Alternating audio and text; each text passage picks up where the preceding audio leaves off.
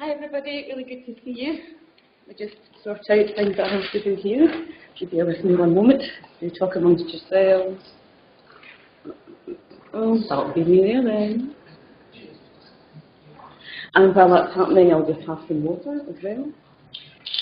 The last time I did this, it was in front of about 250, 200 people, and I wasn't nervous at all, which is a lie, but I'm amongst friends today, so I am clearly totally at my ease.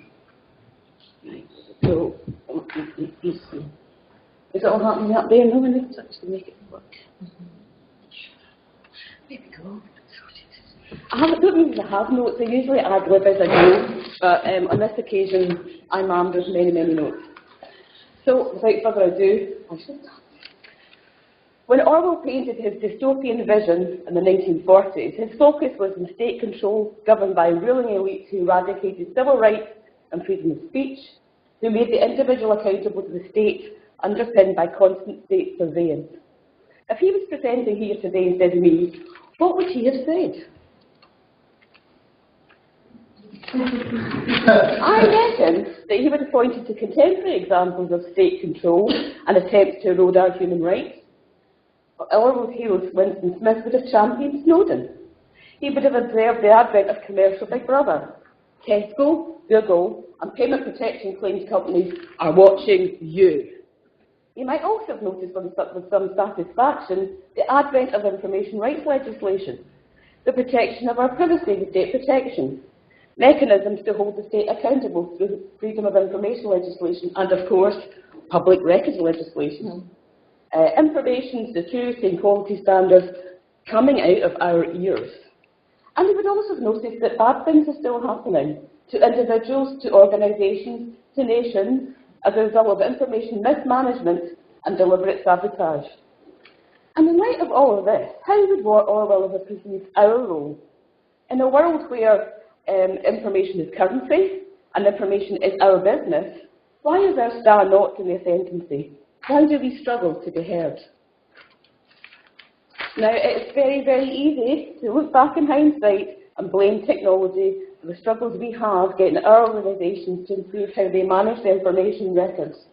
This is how I see it.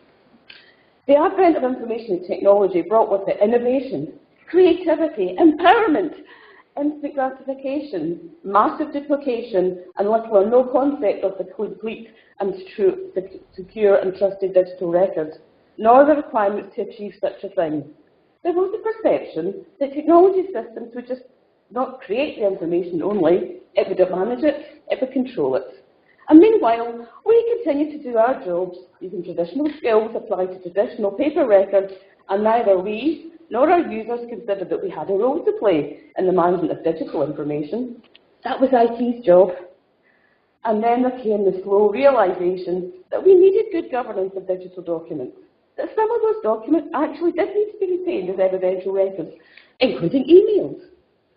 Model requirements and specifications for electronic records were created by the National Archives, by the DLM Forum with MOREC, but sadly, with the flurry of investment in the electronic document record management systems, the focus was still technology-driven. I like this one. I think John Luders captures the point beautifully, and clearly you do too. And sadly, as you can see from the dates, which you may not be able to see here, in April this year, it's still as relevant today as it was 10 years ago. One of the reasons I set up my business in 2003 was from my experience working for a technology company. Their hackneyed sales pitch about the document management system they were selling was, it does what it says in the tin. So too often technology rather than organisational need is driving information record management in this increasingly digital world. And it depresses me that I still hear some technology vendors selling their systems and utilities as if they were magic wands, rather than enabling tools, and clients more interested in the next sparkling technology than in any business need they might need it to support. I recently spotted this tweet from James Lavin, and I think certainly there's a sense sometimes among some parties that maybe if we do this, then we might well become this, but you know what? It just isn't going to happen. Why would it? Why should we do it? Because basically, do you know what? Things haven't changed. People have not changed. We still require evidential records that are trustworthy, but absolutely, the approaches need to change. So, what are the issues and dilemmas that we face that we have to address? What are the things that we have to do to ensure that we fulfil that key role in the information governance agenda that we rightly ought to be holding? We have to manage the digital stuff, but we're using traditional approaches to do so. We're trying to apply the inverse of a sledgehammer to track a nut. Traditionally, there were clear and distinct roles when it came to analogue information and records management. Filing clerks, PAs and secretaries managed the current stuff. Records managers managed the semi-current stuff, which was a subset of the main body, but required increased rigour. And archivists managed a smaller subset with even more rigour. With the advent of technology, we have seen volumes of information go off this scale. Not only do we have humongous amounts of electronic stuff, we've got humongous amounts of paper stuff to manage too, and at the same time, the number of people dedicated to that information quality assurance and governance role has decreased significantly. At the end of the day, we all say, and our chief exec say, and the world says, do you know what? Information is a strategic asset. And then you look at those other assets, what investment is put into them, how many people actually manage them, and then we look at information itself. The comparison is just ridiculous, particularly given that there's not been a paradigm shift in those other aspects. Information has absolutely been transformed, and yet we've got less people doing it. And yet we're still seeing information as a strategic asset. That is something that we need to resolve. We have another issue. A lot of this is about human beings, so that's kind of what we all are, mostly. Well, I can probably am myself. Human beings have a terrible jerk reaction. So when we're working away, we're doing all that due diligence, and all of a sudden something bad happened, as it did. So whether it was what happened on the 11th of September 2001, or whether it is looking at the lack of security when it comes to patient records, there suddenly was a realisation, yes, we need to have a much more greater holding security of this information. But what do? We go from here all the way over to here, and we actually increase the risk because we make it impossible for users to actually go on and do their job. We batten down the hatches so information can't be shared, and bad things happen. Bad thing happens in a health perspective to actually the quality of people's lives and maybe their life itself. It may be in other areas it's not so significant in terms of impact, but we cannot go from this extreme to that extreme. We need to have a common sense middle ground. So what I say to you, and this is my rallying cry, we have to fight ignorance, and I was slightly chuffed when I worked out the IG story. And I had hoped to get a laugh, but I got it afterwards, so that's fine. We need to look out for digital discontinuity. You know, they can't have this system with all their stuff in it, and the system becomes obsolete. Have to get the stuff out, not just the stuff, the old metadata attached to it. Oh, we never thought about that. And accessibility. I go back to the whole thing about that so-called smarter working paradigm. So, yep, makes sense, steal that property, get people out in the field, get them remote working, and then when they're out there, think, oh right, they can't get the information. They now have to have a juggernaut to drive along with boxes of stuff, because that's not been thought through, that they should access it on the move, from home, and also securely. The big data angle as well, big data and open data, an assumption that there's quality attached, not only to the data within the systems, but some kind of mapping from one system to another when they actually get aggregated. These things have got to be thought through.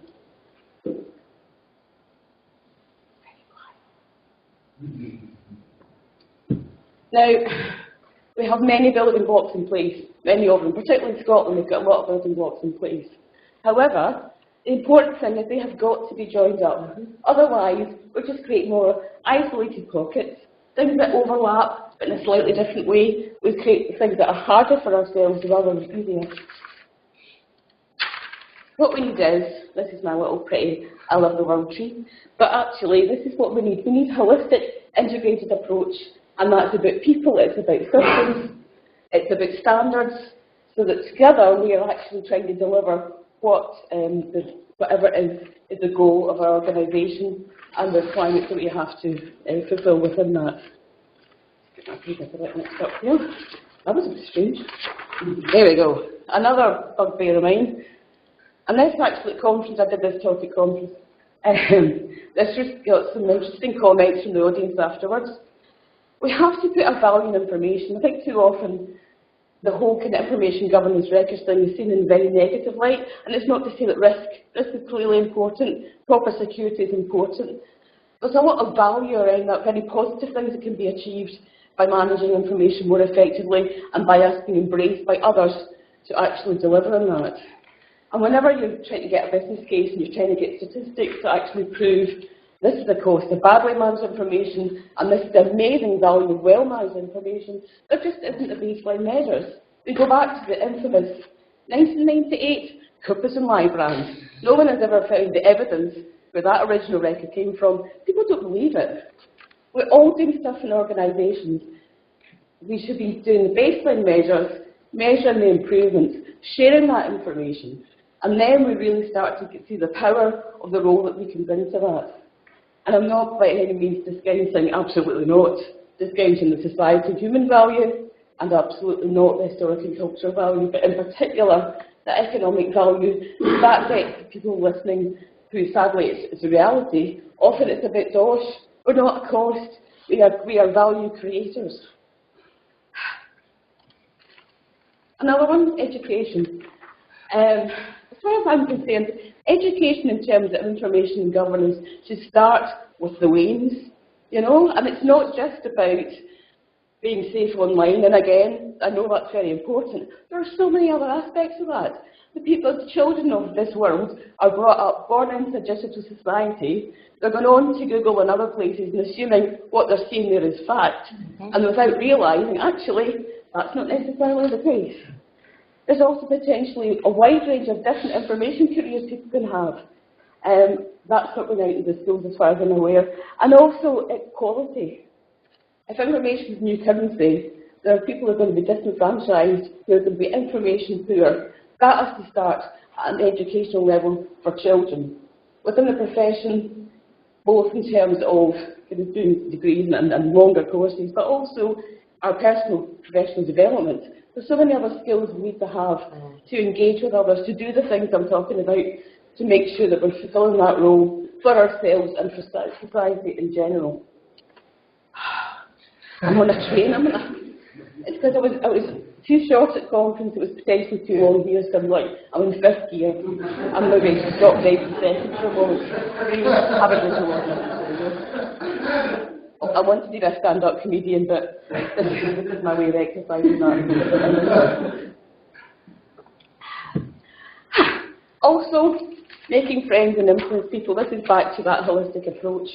We need to get our voices heard, and that's heard in all the different corridors of many power within our organisations and across jurisdictions and sectors. And we also, I think, really important to join up within our own profession.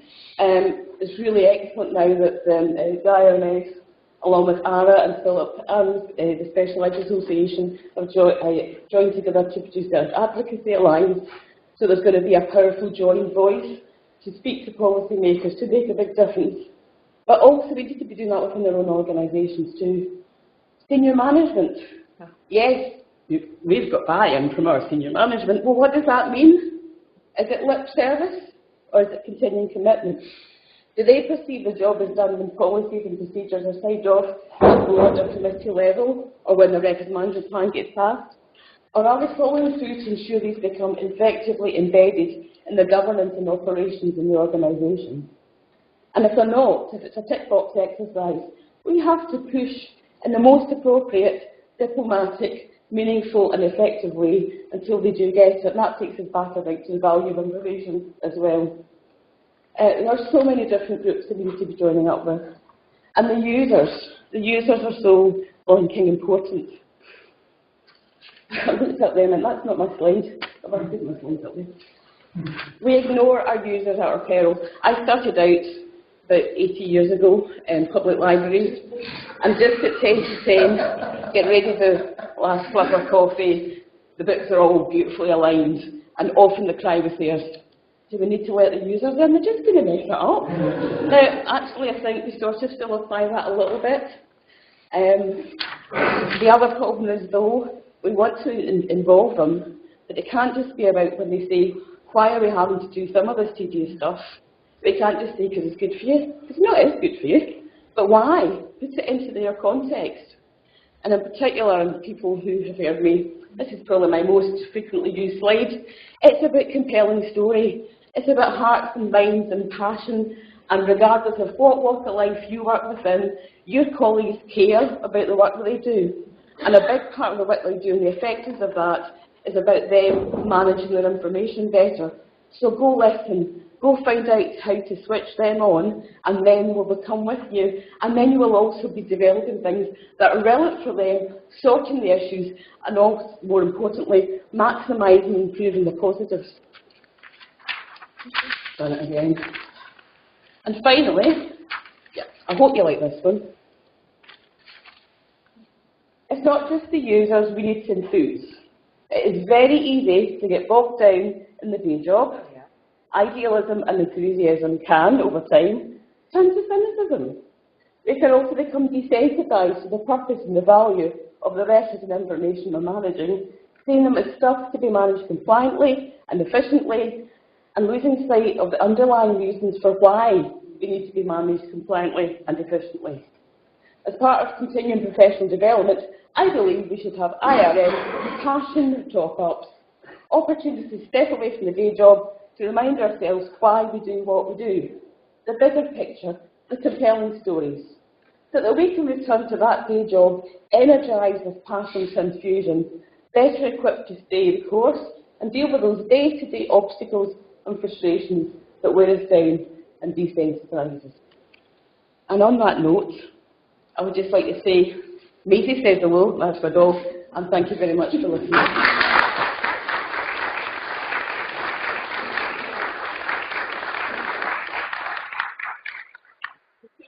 Questions will happen later on, or is it questions? Questions now, if you want to take some. Oh, happy to take some if anyone wants to give me one. Question? Yes. Anybody got any questions, or are you? Comments, reflections, or I'll ask one. You're talking about management time and how do you? This is a very good question. How do you get a switch from the actual? I think part of that is some of the stuff that I said there. It's about totally getting their head turned on. It's understanding what the problems or the issues or the things that they really care about are about. And a lot of that is about that value information, real impact on what things, when bad things happen. Integrating the work that you're doing in terms of record and information management into that whole kind of quality management system, performance, risk management, everything else. So it's a golden thread thing. So there's a corporate plan, and then you've got the service plans. Well, your information management strategy absolutely should be totally dovetailed into that, because you're not doing it for its own sake. You're doing it to fulfil the requirements of the organisation and indeed the ambitions of the organisation. And I'm not saying that that's an easy thing to do, but it's absolutely where we as a sector have to work together, because you know what? Everybody's got someone who's paying lip service and everyone's working towards it. Let's do that collectively.